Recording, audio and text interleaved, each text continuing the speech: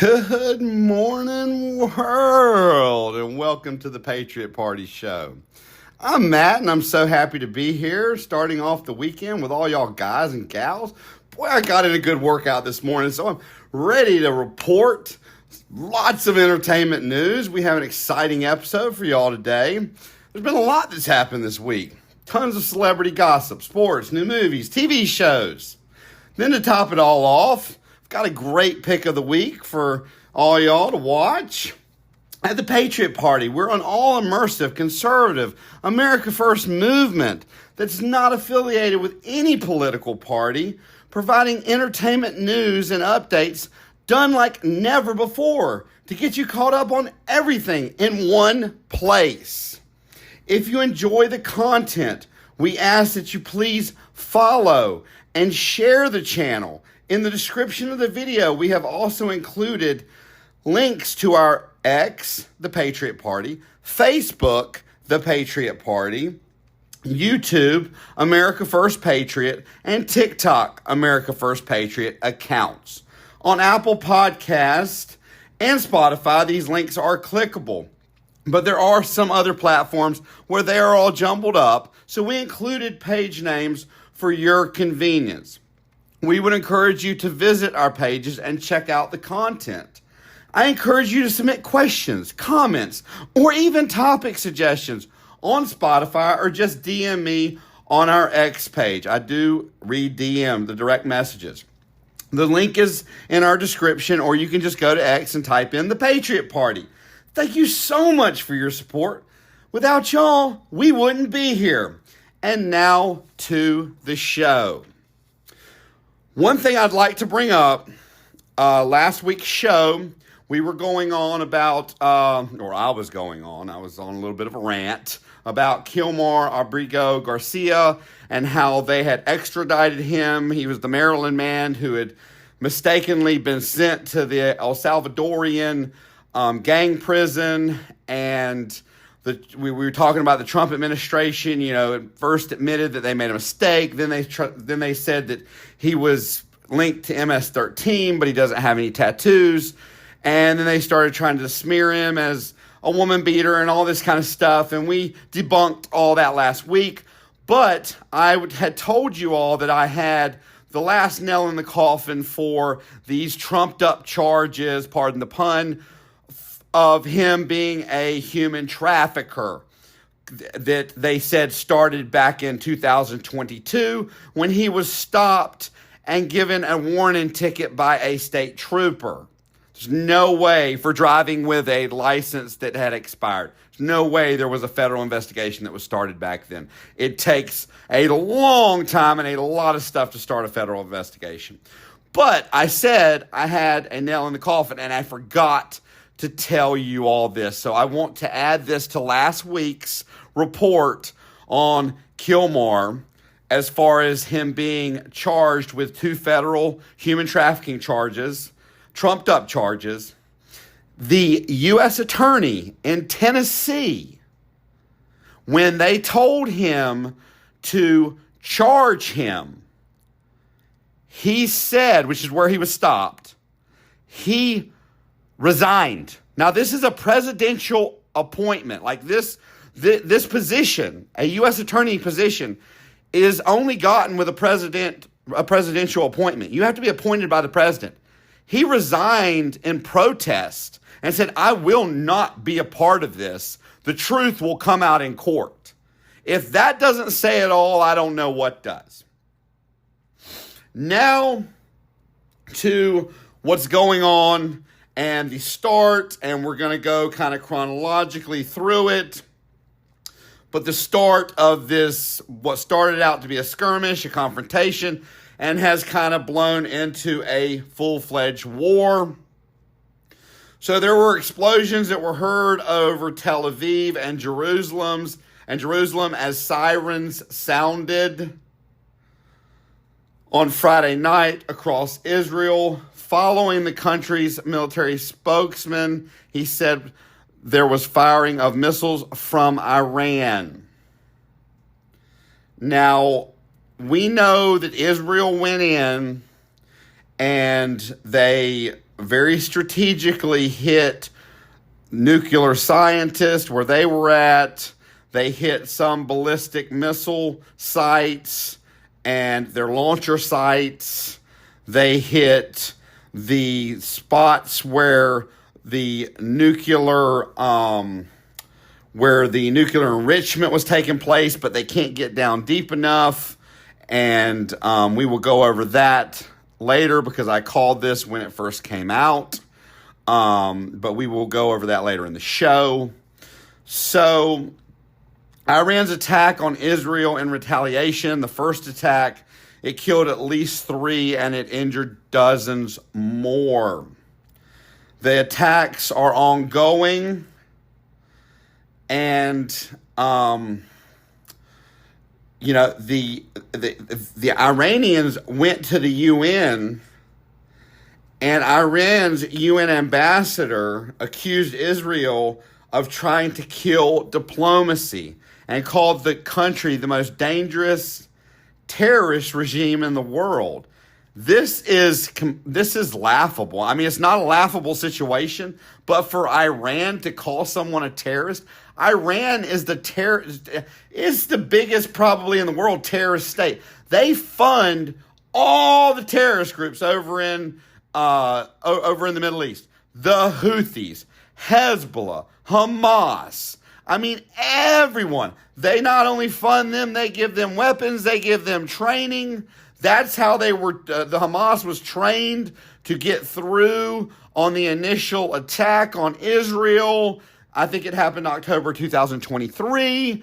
They were trained by the Iranian Republic Guard to get through the Iron Dome by using parachutes and parachuting down and shooting rocket launchers into Israel, which surpassed the Iron Dome. So for them to point the finger at Israel and say that's the pot calling the kettle. At least 10 people were killed in Israel overnight after multiple Iranian missiles evaded the country's advanced defense system. Now, wait until I get into the meat and potatoes of, how this is actually developing. It's a developing story. Every day it's developing. Now, the only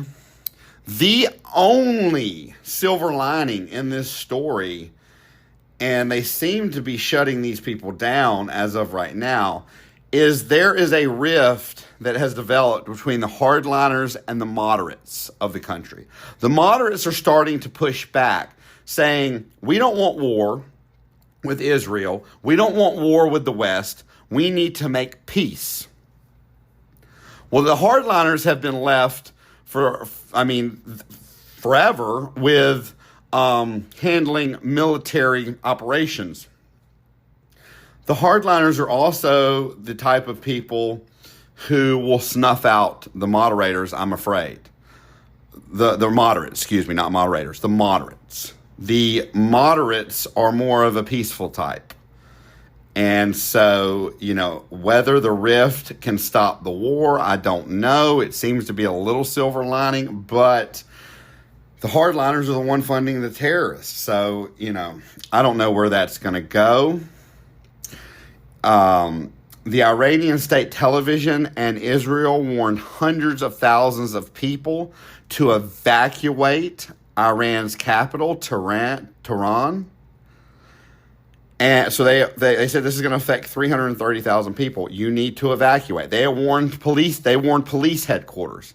They're trying to get out the people, the innocents. They're going after the people that run things. They're going after the high-ups in the military. They're going after military targets. They don't want civilians, law enforcement, people like that. I mean, that's stand up. You can't point your finger and say that's a terrorist, because terrorists would go after everybody and try to kill as many civilians as possible as well.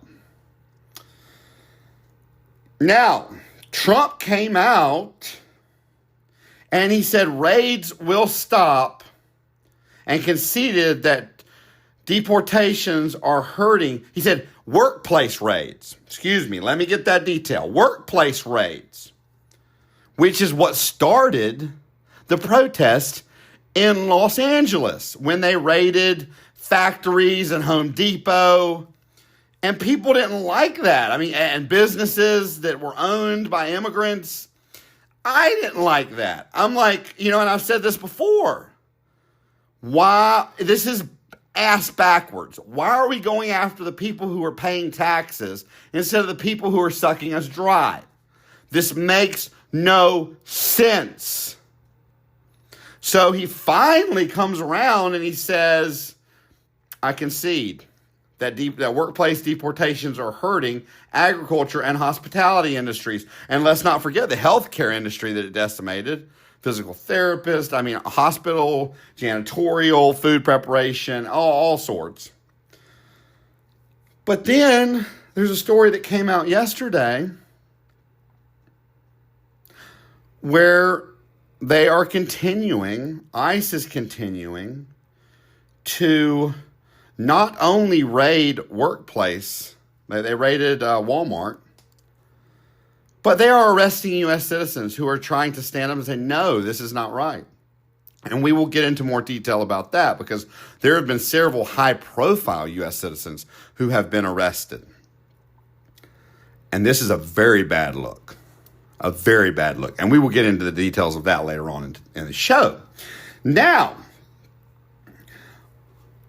there was a Walmart heiress, one of the Walmart heiresses, who helped fund the advertising for the No Kings protest, which was nationwide. One of the comments, we know that Trump had his 79th birthday celebration and military celebration in Washington, D.C. Now, this comment, I did debunk it because I don't go along with anything the news says. I'm going to research it. So the comment said they compared the parade in Washington to something more commonly seen in autocratic countries such as Russia and North Korea. That is not true. Even left-wing people who saw the parade were in awe. They said, this was very tastefully done. They did it. They started all the way back into the Civil War era where they wore Civil War uniforms and came in on horses. And then it went from one conflict to the next where, the equipment that was used, the uniforms that were used, and it showed the history of America and what America had accomplished. So I didn't get to watch it. I was busy that day, but from everything I read, it was very tastefully done. And so that comment is debunked. But this is verbatim from somebody that was apparently in the kind of high ups of this whole arrangement, this whole No Kings protest, this nationwide thing, which we'll get into in just a second on actually how big it was. It was huge. So this is verbatim. They said, we fought a king in 1775. We fought a dictator in 1945, talking about Hitler. We will fight whatever the hell this is in 2025. Then there was this woman, and her name was Ellen Frank. She's 60. She's a teacher from Melbourne, Florida. She traveled to Atlanta, which Atlanta was packed, to protest with her daughter. She wore a red, white, and blue shirt decorated with the stars of the American flag, and in honor of her grandfather and other relatives who fought in World War II, carried a sign reading, "Our veterans did not fight for this." Then she said, the unfortunate thing is, I feel like in the past, protests like this would get the attention of senators and congressmen, and they would say, hey, my constituents don't approve. I'm going to go back and tell the powers that be that we cannot proceed on the path that we are following, said Frank. But at this point, I feel like we don't even have that. Now, it's my thought that not that these people are right on everything, But Trump should definitely listen to some things that they are saying. Because even if they're wrong on a lot of stuff, they are still his constituents. And their representatives and senators definitely need to listen as well, because they are the ones who voted them into office. These people may not have voted for Trump, which we're going to get to in a minute because I believe a lot did, but they are his constituents and he needs to listen to what they have to say, whether he does anything different or not. Now, the size, the sheer magnitude, and organizational skills that it took for this. These protests drew millions across over 2,000 locations nationwide. Many of these people voted for Trump and were wearing MAGA attire. Now, I can't say who were in the crowd wearing MAGA attire but didn't vote for Trump and they were just trying to make it look that way. But from my understanding, there was a good amount of people who were independents, who were Republicans and Trump supporters. Trump needs to listen. So then I wanted to look into like the attendance of the military birthday parade and, in Washington. Because of it, they happened, I believe, on the same day, and which was last Saturday. And like I said, it was over 2,000 locations. It even happened here in Little Louisiana, Shreveport. They even had a parade here. Now, the White House, through Director of Communications, Stephen Chung, claimed over 250,000 people attended. However, multiple reports and observers dispute this figure, describing the crowd as significantly smaller. I am so tired of being lied to. They had expected 200,000, but it was actually well below that. So then I did just a little bit of research, and heck, 70,000 people turned out in just Seattle, Washington for the No Kings event, and that was one in over 2,000 places. And that was backed up by multiple independent sources. So you got millions of people across the country coming out in protest to what Trump is doing and standing for. And I guarantee you that a lot of them are kind of in the same position as me, where we were happy for the first month or so, and then it just went off rails. And I'll tell you when it went off the rails for me.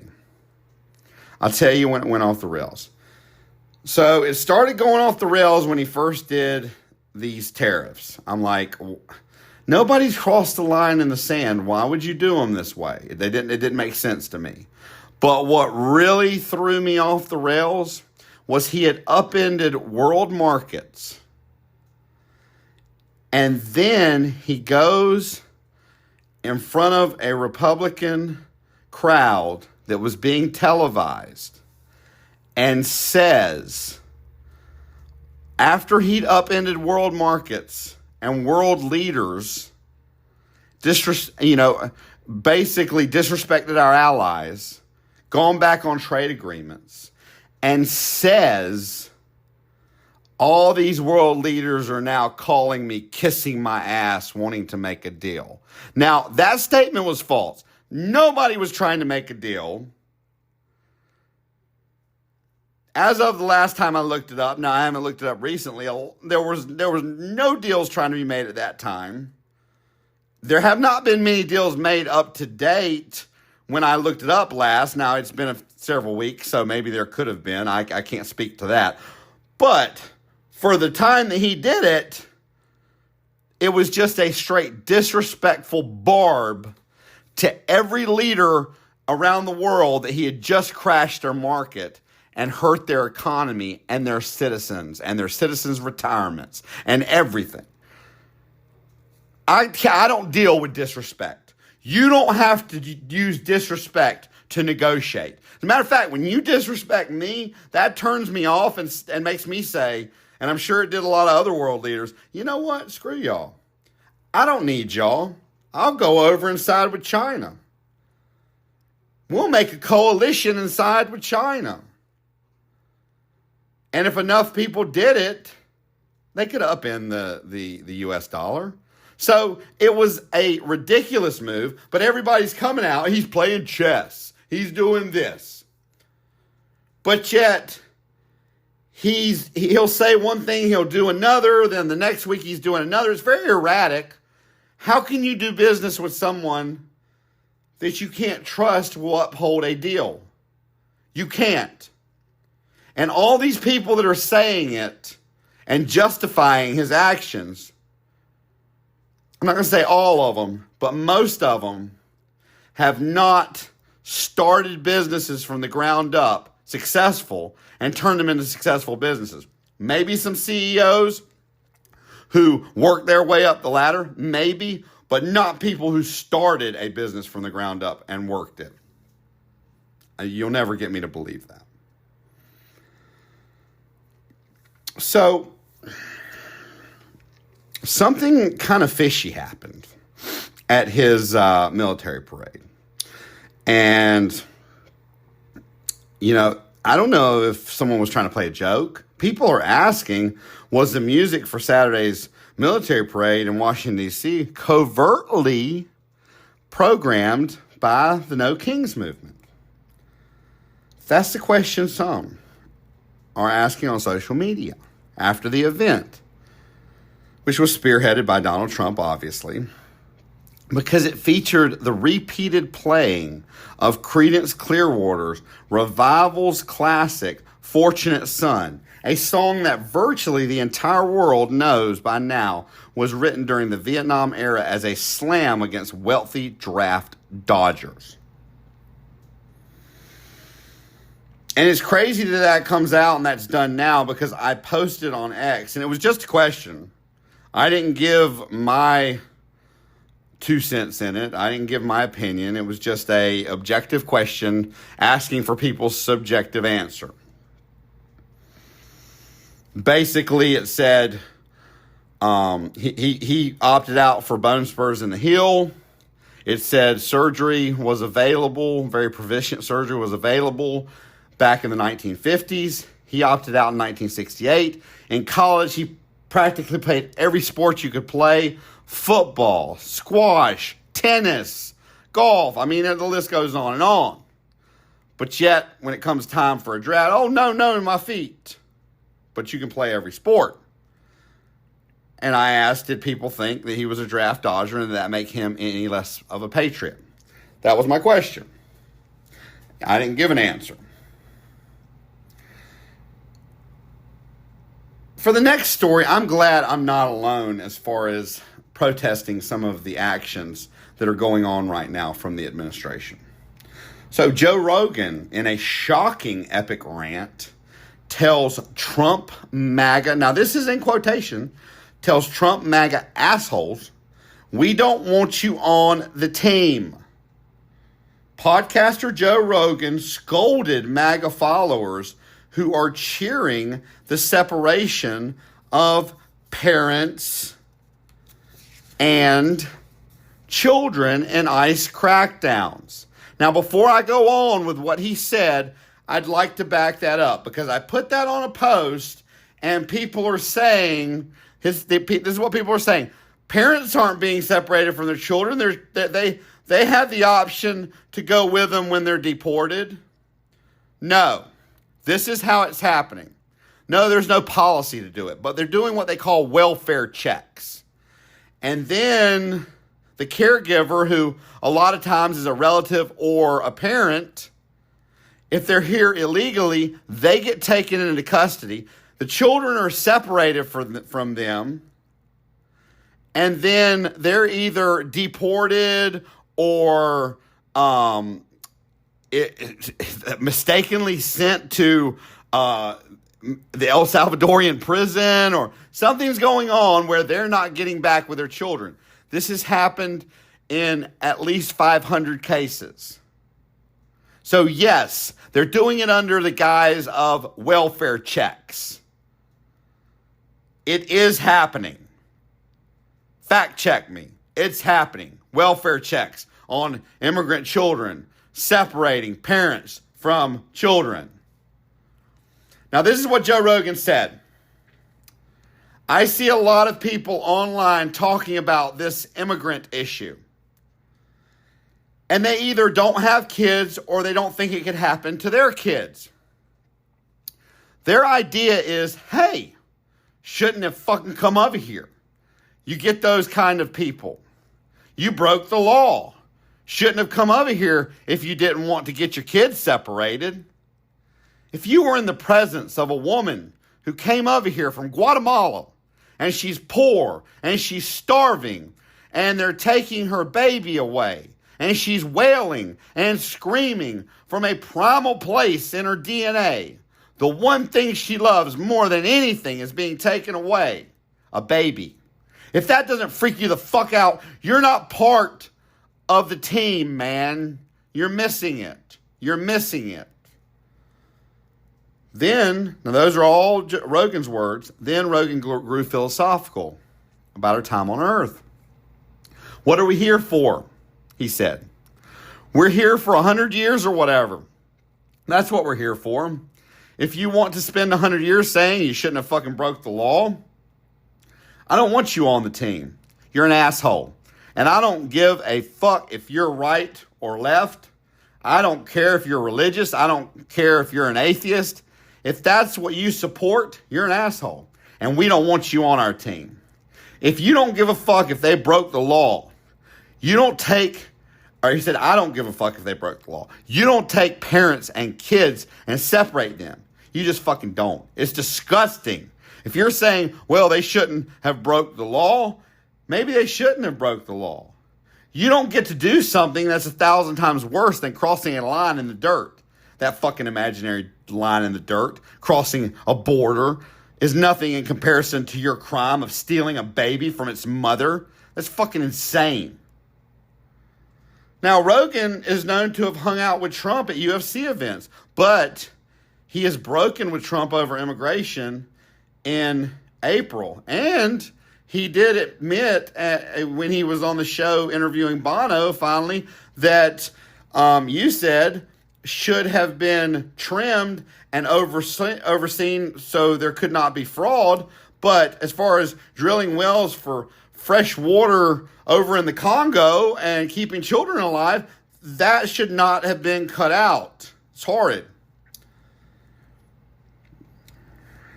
In April, he called Trump's policy of grabbing undocumented immigrants who have not committed crimes and sending them to an El Salvador prison is horrific. This is the thing, you know. This is what he said. This is the thing, you know. Measure it twice, cut it once. This is kind of crazy that that could be possible. That's horrific. And that's bad for the cause. The cause is, let's get the gang members out. Everybody agrees. But let's not innocent gay hairdressers get lumped up with the gangs.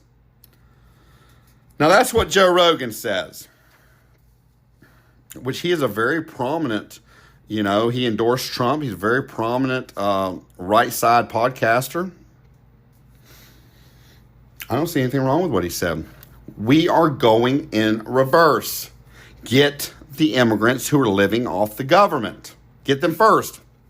Millions and millions that came in under Biden's open border policy. Now, I'd like to read about one Senator Alex Padilla. He's a Democratic senator for California. Each state has a senator, so he is the senator for all of California. So let me read this. He was forcibly thrown to the ground and put in handcuffs just for questioning the Department of Homeland Security Secretary Kristi Noem during a news conference. He was forcibly removed, tackled to the ground, and handcuffed after attempting to ask a question. And he was in his own state. So video footage shows Padilla identifying himself before being physically pushed out of the room and taken into the hallway and put in handcuffs, saying, "I am a senator. I am a senator." They said that. I watched the video. The video is on my X page. It's on YouTube, my YouTube page. Watch it for yourself. But guess what? The Department of Homeland Security claimed that Secret Service agents believed Padilla was an attacker and that he had interrupted the press conference without identifying himself. So they lied to make him out to be a bad guy who was literally standing there asking his question at a press conference and identified himself immediately as a senator. But guess what? Right-wing Media Matters and Fox News immediately jumped on it and didn't play the video and basically said he deserved it. And there were multiple reports and video evidence that contradicted this. But the right side was lying as long as they could to try to cover the tail of the mishap from the administration. That's why I say everybody's got an agenda. When the left is in, the left wing is lying. When the right is in, the right wing is lying. I will not identify with any party because I refuse to have an agenda. I want to call a spade a spade. I don't care what party you are. It's like Joe Rogan said. He doesn't care if you're right or you're left or you're religious. I don't care. I can relate with him. I saw the video, and you can see it too if you go to my X page or my YouTube page.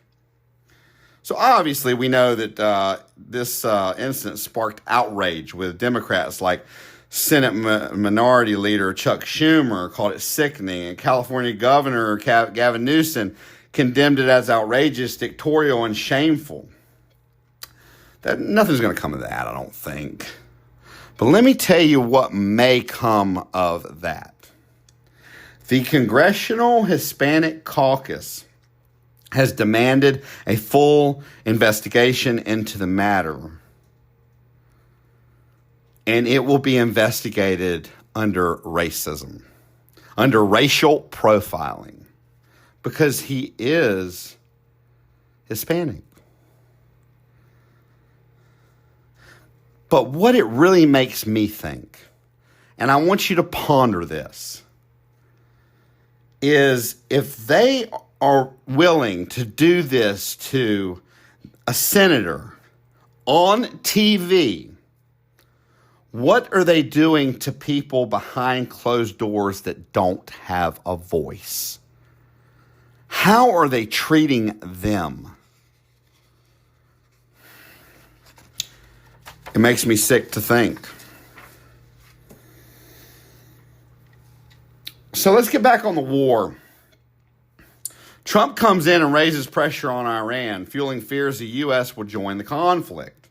President Trump said he wants a permanent end to Iran's path to a nuclear weapon. After an early departure from the group of 7 leaders, the G7, meeting in Canada spurred questions about whether the U.S. seeks to end the conflict or escalate it. We know exactly where the so-called supreme leader is, that's what Trump said, is hiding. He is an easy target, but is safe there. We are not going to take him out or kill, at least not for now, Trump said in a Truth Social post on Tuesday. But he said that our patience is wearing thin, and moments later sent another 2 words, unconditional surrender, in all capital letters with exclamation point. Iran's Khamenei, which is the supreme leader, rejects Trump's call for unconditional surrender. Now, this is where they start to talk about, because the Iranian enrichment program is so far underground, under so many levels of concrete bunkers, that Israel is continuing to bomb it to try to get down to it. Now, I said from the start, just use a U.S. bunker buster that can go down 200 feet before it explodes. 200 feet through concrete bunkers. I mean, I literally called that last week, and on Father's Day, I was talking about it with my father-in-law. Now, 3 days later, they're talking about it, using it, and how it can penetrate 200 feet to where Iran's centrifuges are believed to be stored. Iran then threatens the U.S. with irreparable damage if Trump joins the war. Israel is running low on defense aero interceptors, according to U.S. officials, raising concern about the country's ability to counter long-range ballistic missiles from Iran if the conflict isn't resolved soon. And just FYI, Iran has more ballistic missiles than anybody else in the Middle East. So if Israel's running low on their interceptors for their Iron Dome, Iran will rain it down on them. And they found out that it's not the same ballistic missiles that they provide to the terrorists. These have payloads of explosives that are way higher than that. They were not expecting that. Now, a vocal group of influential MAGA voices have been banging the drum in recent days to argue against any kind of U.S. involvement in a conflict with Iran. Because we know initially Mark Rubio came out and said, oh, this is all Israel. Don't attack anything that pertains to the U.S. because we had nothing to do with this. But Trump can't keep his nose out of anything. And a lot of people are mad because he said, I'm going to end the forever wars. Well, Ukraine's not ended. They're suffering some of the worst attacks and dishing out some of the worst attacks of the war, if not the worst attacks over the last couple of weeks. And now he's looking at jumping into another war in the Middle East. A lot of people are not happy about this, including MAGA. He campaigned as a strong, I'm going to end the forever wars that my predecessors have gotten us in. So these MAGA voices don't want us in a conflict. Those figures have made the case that targeting Iran would contradict Trump's America First. I've been saying for a while that Trump is going against the American First agenda. This is not the first time, but this is probably the most public and the easiest to read. Like the others you had to dig to figure out and put the pieces together. This, the pickle goes on the hamburger. Like you don't have to dig. What's the ingredients? No, this is an easy point. A goes to point B, which then goes to point C, which is not America First. It's very easy to connect these dots. But trust me, this America First agenda is not just being violated if Trump gets in this conflict. Not just now. It's been being violated through constitutional violations, through court violations, through a lot of violations. So it would contradict Trump's American First foreign policy rhetoric and would echo the mistakes of the George W. Bush administration, which Trump has sharply criticized. This is exactly the same pitch as the Iraq War. Former Trump chief strategist Steve Bannon, who always takes up for Trump, said on the Tucker Carlson show on X. Oh, it gets better. Carlson has also been an outspoken opponent of U.S. involvement in the Middle East. But Tucker Carlson, just like Joe Rogan, just like Elon Musk, have been seen hanging around Trump at events, endorsing them, right? Endorsing him. Going as far as to call out by name individuals he claimed were warmongers in the president's ear. I said he should have got rid of Lindsey Graham. Said that when he endorsed him. The former Fox host voiced frustrations after Israel late last week launched missile strikes against Iran's nuclear facility and killed multiple top Iranian military officials. Carlson wrote that Trump was complicit in the act of war and said what occurs next in the region will define Donald Trump's presidency. But this is not the first time. This is not the first time.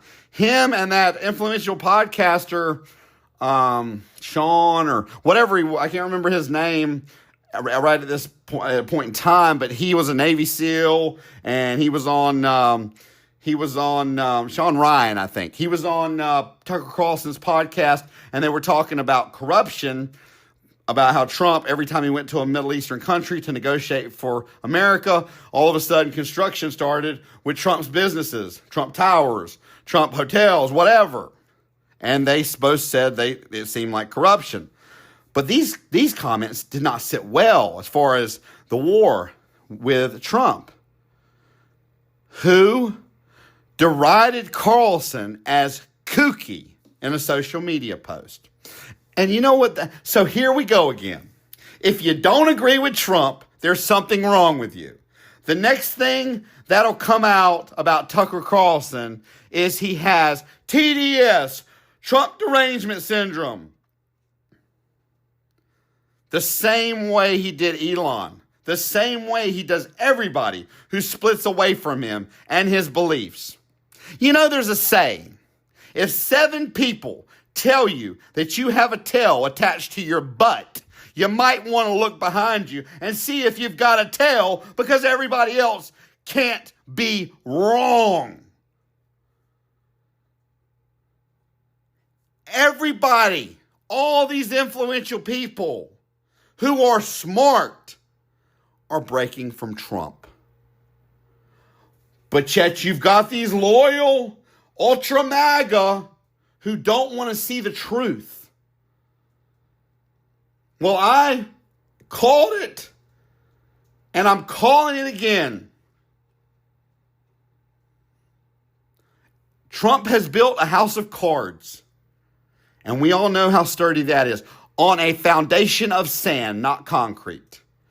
And I do believe that his actions are going to cause it to all come crumbling down, to all collapse.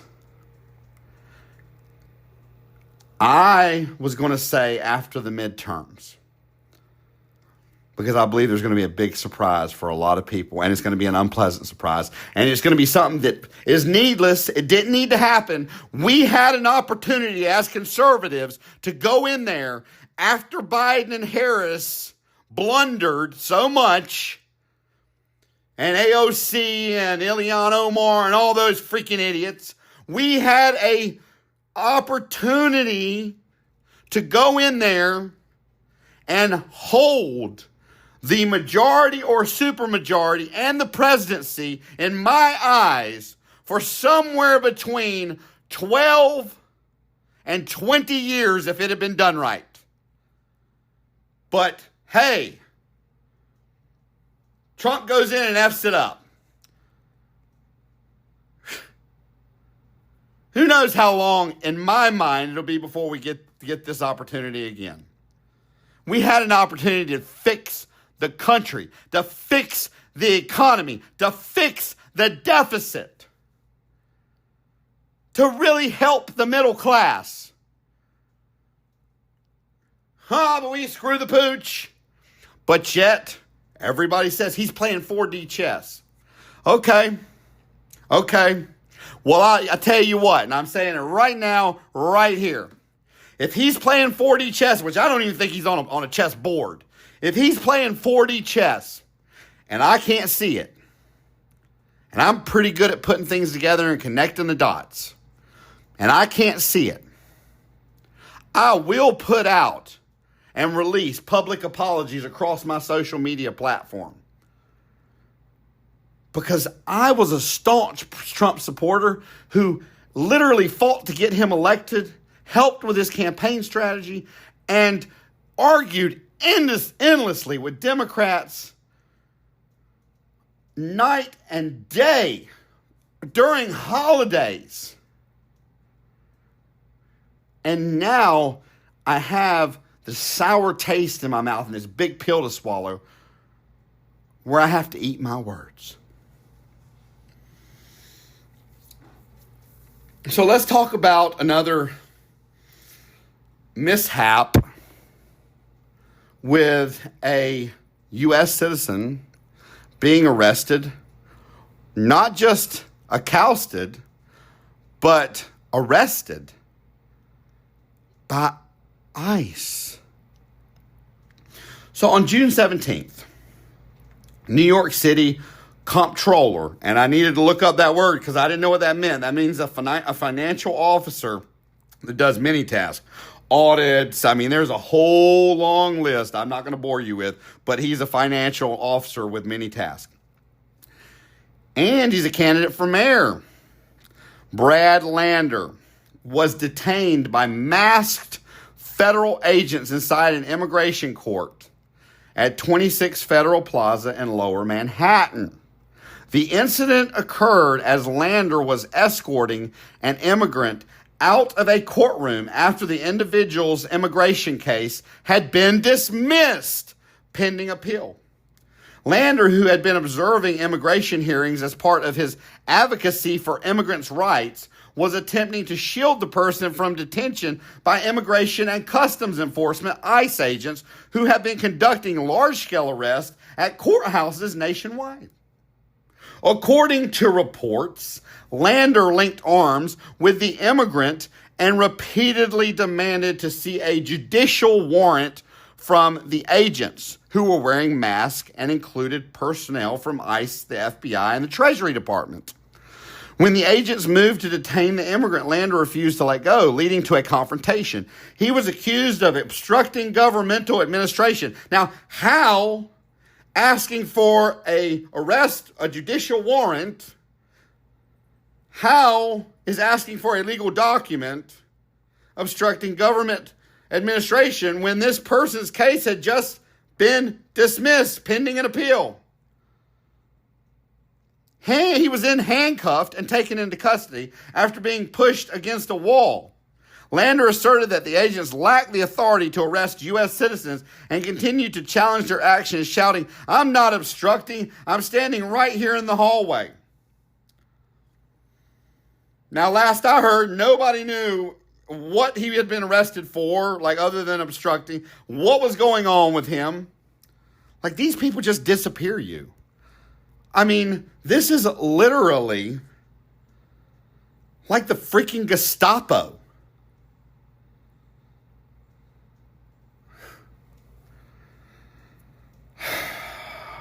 Man, we live in some scary times. We live in some scary times. And I am not against deportation. Just freaking deport the right people. All the people that came in of military age, when they were asked, why are you coming into the United States? To make more money. But none of them got jobs. They all lived off the government. God, get those people out. Out. Okay, so then we go to something that happened on May 9th. And I will admit I was wrong when I reported the story and gave my opinion, because I actually looked into it a little bit deeper this time. I took it at face value then, and I should be ashamed of myself for not doing an actual true deep dive on it. But I get so many stories that if something doesn't raise a red flag, I don't have time to deep dive everything and handle all my social media across every platform. Well, this made me think about that story, and I decided to do a deep dive, and I found out some very disturbing facts. So I don't know if you remember, but back on May 9th of this year, Representative LaMonica McClever, she is a New Jersey Democrat, along with fellow Democratic Representatives Bonnie Watson Coleman and Rob Menendez, visited the Delaney Hall Immigration Detention Facility in Newark, New Jersey, to conduct a congressional oversight visit as permitted under federal law. The facility, operated by a GEO group, so private prisons are now back in business for immigration. Okay, I can understand that. I just think they are being filled with the wrong people. Under a billion-dollar contract with the Trump administration, had recently reopened to house up to 1,000 migrants as part of expanded deportation efforts. I mean, seriously, 1,000? We're talking about 10 million that need to be out of this place. Somewhere between 7 and 12. I don't know if it's 10. 7 and 12 is what I realistically say. These people are saying 20. I don't believe them. Somewhere between 7 and 12. During the visit, the Newark mayor, Ras Baraka, attempted to join the lawmakers. I mean, why not? He's the mayor of this place where the prison is, but was denied entry, which led to his arrest for trespassing by federal agents. Now, normally, he would have just been escorted off the property. Hey, you can't be here. We're going to escort you off the property. Or you got to leave. And if he wouldn't leave of his own volition, then they would escort him off the property. But now they're just arresting everybody. And when you arrest our lawmakers, and when you show on TV senators being tackled, just like Kevin O'Leary said when Trump was being charged with all those trumped-up charges in court, the Stormy Daniels porn charge and all that, Kevin O'Leary was railing about you're breaking the U.S. brand. Well, I don't care if it's Democrat or Republican. When you show our lawmakers being arrested or being accosted when they clearly did nothing wrong or something very minor, you are breaking the U.S. brand. You are making it look as if we can't work together. There's no cohesion. The two parties can't work together. There's a split. It's going to have to be tit for tat. Our country is breaking. That's how other countries are looking at it. They're looking at us and they're laughing. Look what they did to Trump. Look what Trump's doing to them. They're going to break themselves apart. They're going to implode from the inside out. I've got more to say on that, but let's get back to the details of this story. Tensions escalate when McIver, the representative, and others, including protesters, formed a human shield around Baraka to prevent his arrest, resulting in a physical altercation, according to the DOJ complaint. McIver allegedly slammed her forearm into one Homeland Security investigation agent and grabbed another and used her forearm to strike a second officer while trying to block Baraka's arrest. Now, this is what was said in the story that I reported, and I was like, yes, this arrest her. Then it's not, well, I'll read what I wrote here in a minute, but just that's what I was like. But then body cam footage released by the Department of Homeland Security shows McIver pushing past an officer in a chaotic scene, but it's unclear if the contact was intentional or due to jostling of all the people in the crowd. You're not going to get a conviction if it's not beyond a shadow of a doubt. This is not a civil case. This is not a civil case where the bar is lower. This is a criminal case where the bar is higher, beyond a shadow of a doubt. You're not going to get that if your video is unclear. And maybe they will in federal court. I don't know. Federal court screwed up. It's got a very high percentage conviction rate because they come at you with so much time. I don't know. I don't know what's going to happen there because it's in federal court. But in normal court, where you don't get hit with a trial tax for taking it to trial, in normal state court, where the feds are overlooking, making sure that the state abides by the Constitution. But guess what? In federal court, nobody overlooks them. That's why they do what they want. But in state, the feds overlook them, so they have to abide by the Constitution.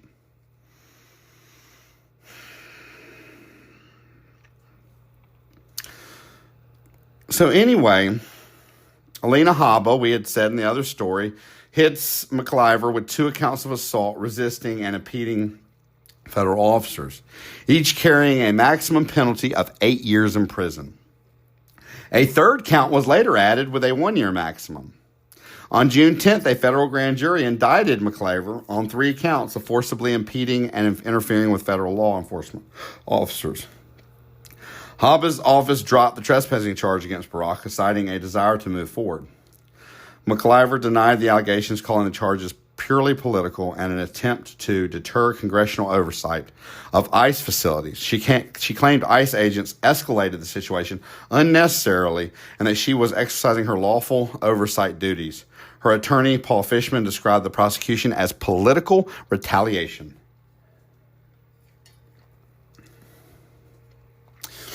Like I said, when I initially reported this story, I said it was great to see that no one was above the law and that it wasn't just us anymore. It was justice. But this isn't justice. But as this continues to happen across the country, a different picture begins to form in my mind's eye, a picture that is not going to have a good outcome for either side. I mean, the last administration set an awful precedent. But if we continue down this path, or even escalate it, where will it end? When it starts costing people their lives, we have to stop this now. We cannot go tit for tat. I know we want to. A lot of people want to. Well, they did this to us, so we're going to do this to them. I know that every bone in our body feels that they did it to us.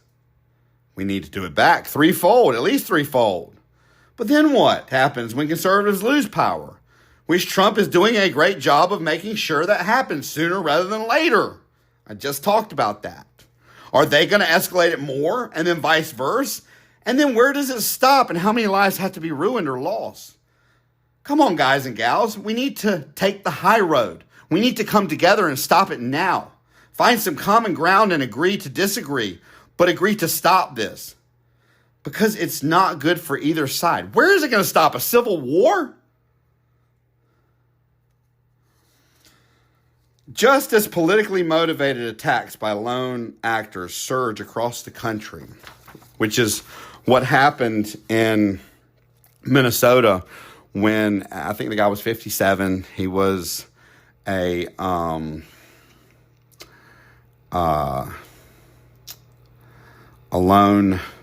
No, here we go. No. Okay. Let me see. I'm looking at this article to see if it talks about how the guy. No.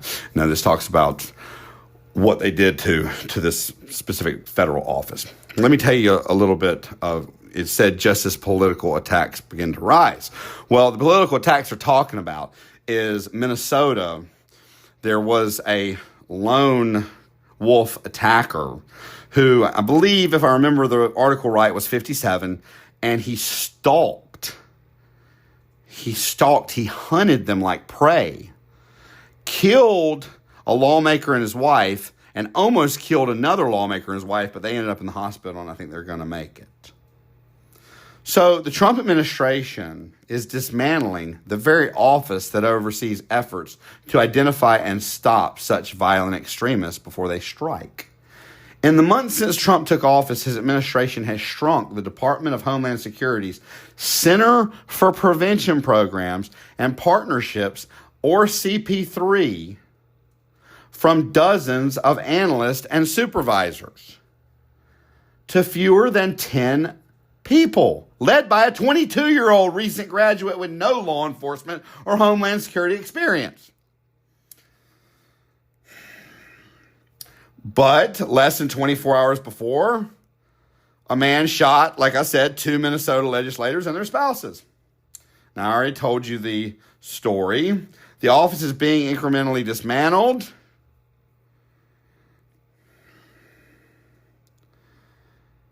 They explicitly say they're terminating the office. It's not like an innuendo.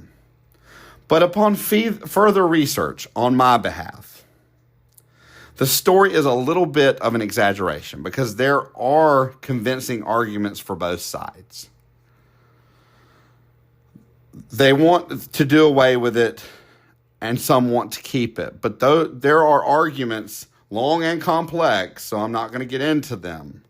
But I will say that I researched them, and there are arguments for both sides, for Trump doing what he's doing, and then to actually keep the agency. There are many stopgaps and barriers to identify and catch lone wolf domestic terrorists, as well as any terrorist group put in place by Homeland Security that are staying in place. This office was led to funneling money places that it shouldn't go. So, like I said, there is a case for both sides, and I got that from doing a little bit more research. The Supreme Court on Wednesday upheld Tennessee's ban on gender-affirming care for trans minors in a blockbuster ruling that will bolster efforts by conservative state lawmakers to pass and preserve other divisive laws targeting transgender Americans.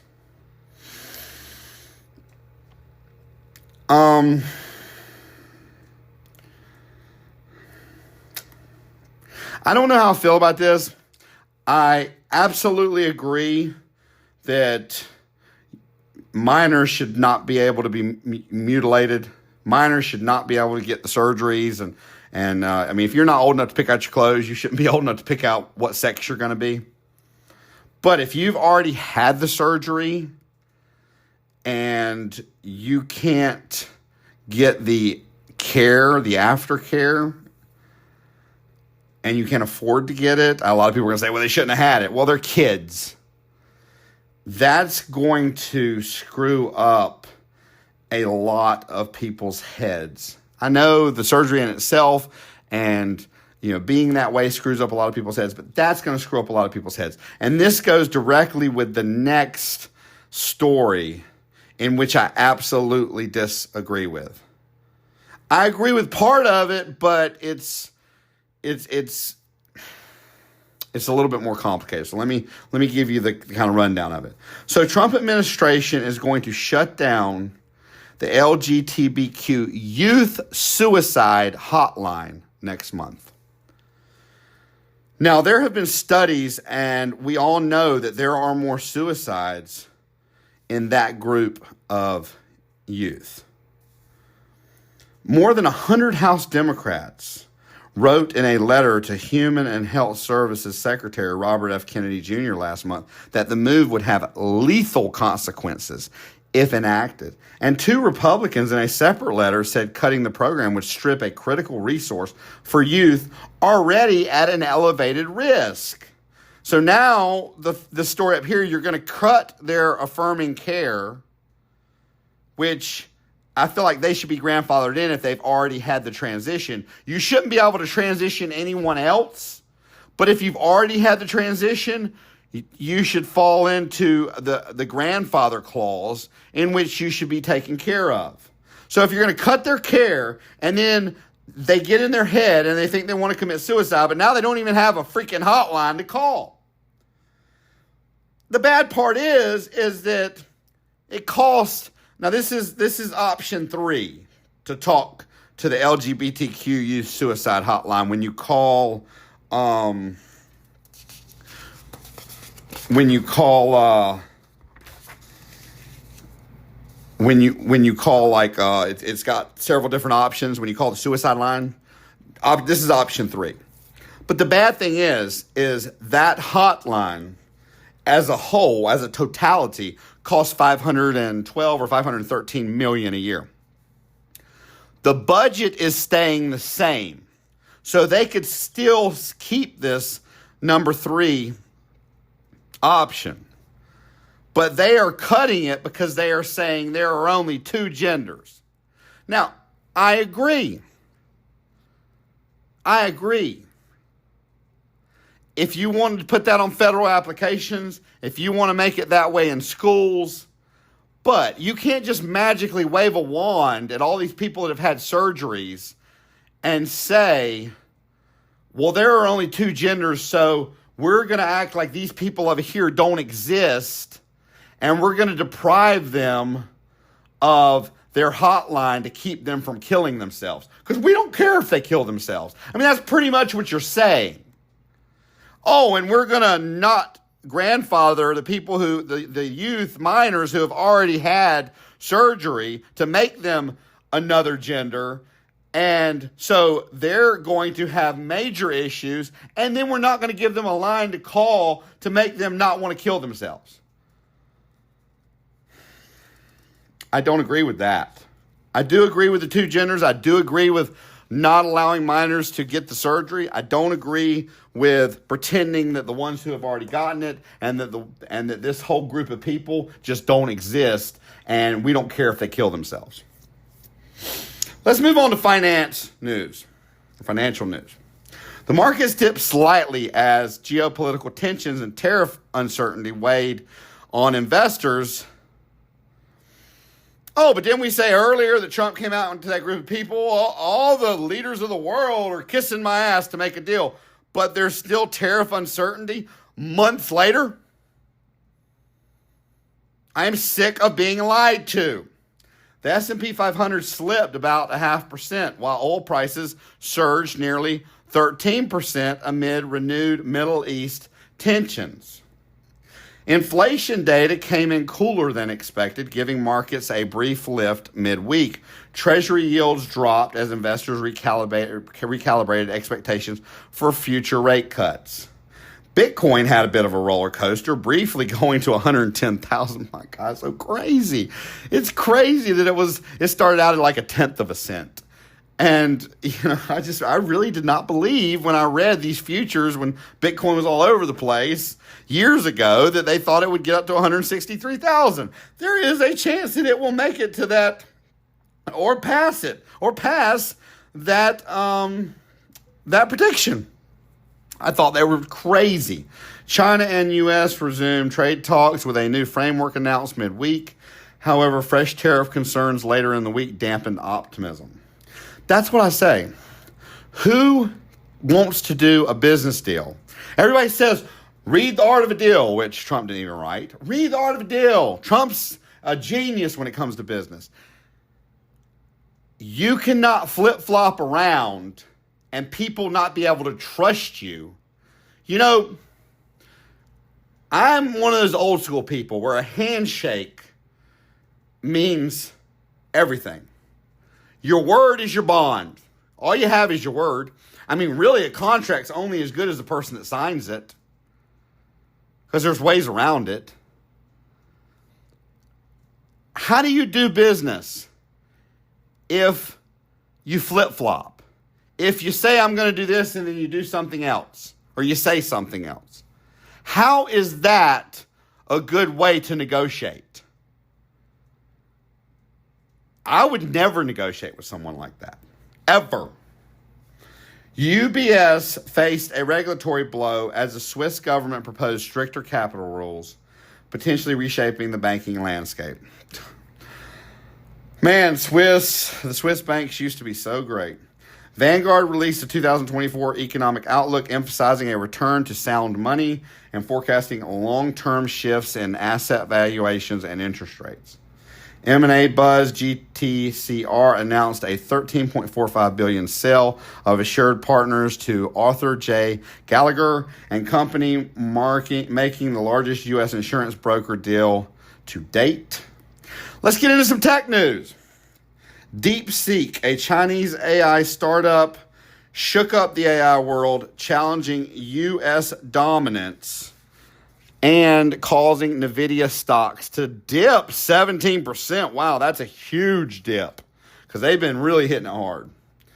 Wow, that must be a pretty freaking good startup.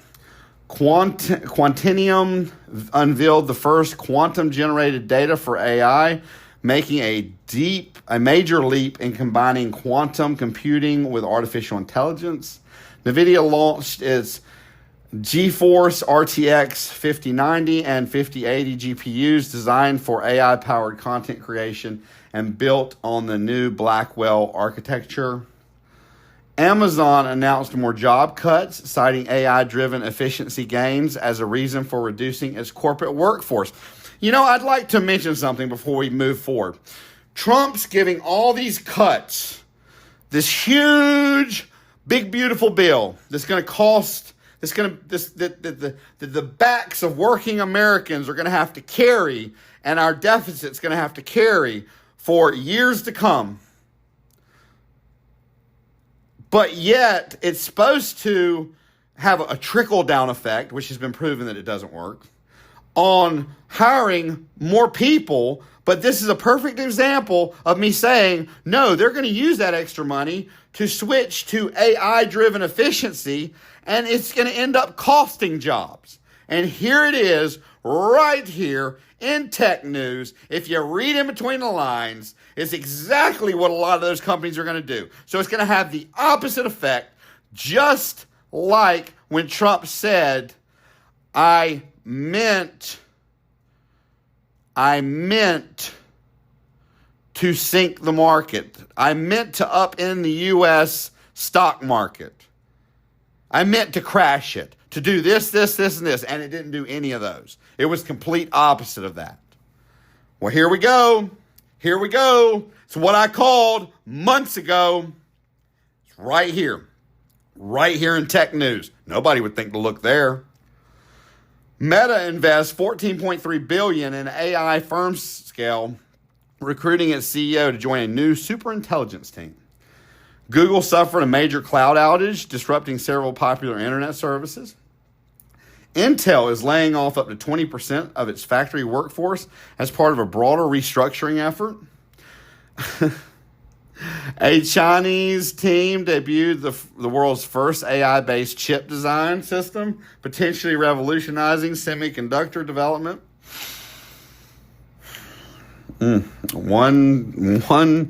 One story after another that just legitimizes and reiterates what I was talking about. Microsoft teased its next generation Xbox, promising a more open platform not tied to a single store. AI-powered art restoration tools are now capable of repairing damaged paintings in hours using generative mask. Oh my gosh. Job loss. Y'all got to see this. But Trump wants to give them all money. All cuts. Let's give them cuts. And put it on the back of Americans. And the cuts that we give to the middle class, let's give them an expiration date of 2028. We'll give them a little crumb so they come along and they support this. But by the time they realize that this falls on their back, it'll be too late. Elon called it, get rid of all the pork. I don't care about the EV mandate. Get rid of the pork because he's a freaking patriot where the money doesn't matter. Celebrity news and gossip. Taylor Swift and Travis Kelce made headlines again, this time for shutting down marriage rumors during a hospital visit in Florida. Justin Bieber's behavior sparked concern. It's been sparking concern for weeks now, maybe months, with reports of escalating anger issues and troubling social media posts. Hailey Bieber officially joined the Billionaire Club thanks to the booming success of her beauty brand. Oh my God, there's another billionaire popped up. Anne Burrell's sudden passing shocked fans, the tributes pouring in from fellow chefs and celebrities. Diddy's ongoing trial continued to dominate headlines with emotional testimonies and dramatic courtroom developments. Julia Roberts shared a rare throwback photo of her son Henry for his 18th birthday, melting hearts online. Hulk Hogan addressed health rumors, confirming he's not on his deathbed, but was hospitalized for neck and back issues. I imagine so. I remember WrestleMania when he picked up big old Andre the Giant, God rest his soul, and slammed him. He was a big boy. Lady Gaga's Haas Labs launched a Pride Month campaign with proceeds supporting LGBTQ plus initiatives. Jax Taylor publicly apologized to estranged wife Brittany Cartwright for his behavior on reality TV. Ozzy Osbourne teamed up with Liquid Death, selling iced tea cans he personally drank from, complete with his DNA. All right, so here's sports news and events. NFL buzz. Travis Kelce made headlines again, this time declaring he's only interested in Super Bowl rings. Meanwhile, Richard Sherman was charged with DUI stemming from a 2024 arrest. MLB drama. The Yankees were shut out for the third straight game, while the Rockies tied a franchise record with 7 home runs in a single game. Also, Rafael Devers made his debut with the Giants after a blockbuster trade from the Red Sox. NBA Finals heat up. The Thunder and Pacers are locked in a fierce battle with Tyrese Haliburton vowing to play through injury in Game 6. Stanley Cup glory. The Florida Panthers clinched back-to-back championships, cementing their dynasty status in the salary cup era. Golf spotlight. J.J. Spawn won the U.S. Open in dramatic fashion after a rain delay reset his momentum. WNBA Magic. Caitlin Clark returned from injury with a 32-point explosion, handing the New York Liberty their first loss of the season. College World Series. Arkansas's pitcher Gage Wood threw a no-hitter against Murray State, and the tournament continues to deliver surprises. Shohei Ohtani made his long-awaited return to the mound for the Dodgers, pitching and hitting in the same game for the first time since 2023. Now, let's take it to the new movies. How to Train Your Dragon, a reimagining of the beloved animated classic, now with real-world visuals. It released last week. A Romantic Triangle starring Dakota Johnson, Pedro Pascal, and Chris Evans. The Materialist, I should have named it first. It's called The Materialist, and it released last week. The Unholy Trinity, a grisly western with Pierce Brosnan and Samuel L. Jackson. It released last week. 28 years later, the long-awaited sequel in the 28 Days. Wow, Zombie Saga. I might have to watch that. Released this week, the end of this week. Yesterday, Elio Pixar's latest animated adventure about a boy abducted by aliens released yesterday. Bride Hard, Rebel Wilson as a bridesmaid secret agent in this action comedy released yesterday. Streaming premieres, Echo Valley on Apple TV, a dark family drama with Julianne Moore and Sydney Sweeney that released last week. Deep Cover, British improv actors go undercover in a crime sting. That was Amazon Prime, and it premiered last week. Titan, the Ocean Gate disaster, that's on Netflix, a documentary on the ill-fated submersible, and that premiered last week. Indie and limited releases, Inside, a gritty prison drama from Australia, released this week. And Happy End, a Japanese coming-of-age story set in a surveillance-heavy high school, released this week. So, new TV shows, new series and premieres. We Were Liars, Prime Video, released this week.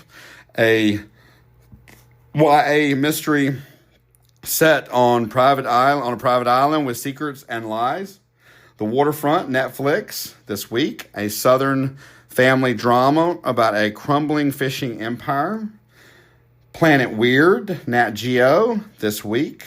A docu-series exploring Earth's strangest creatures. Let's see. Let me look at the date.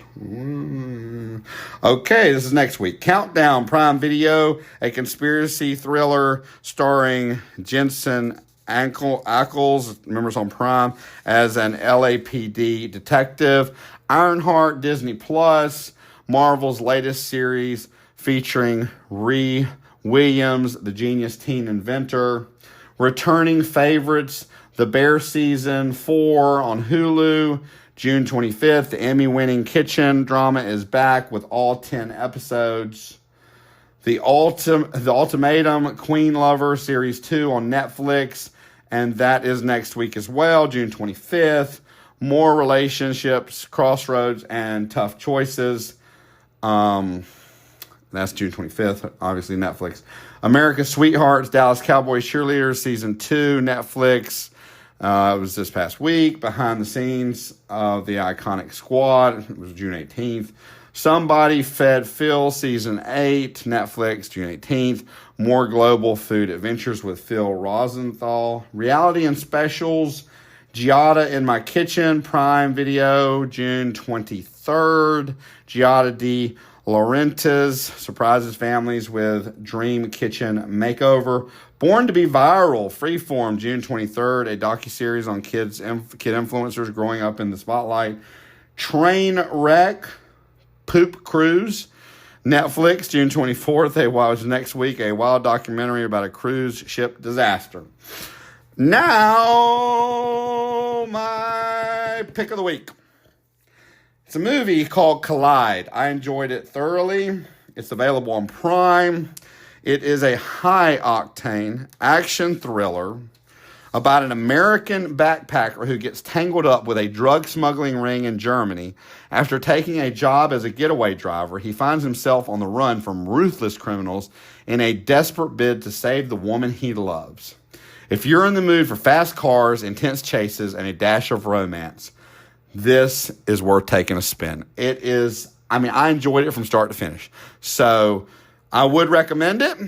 And thank you all for joining the show this week on my new recording equipment. I hope the sound was much better, especially y'all that listened in your cars, on your car radio.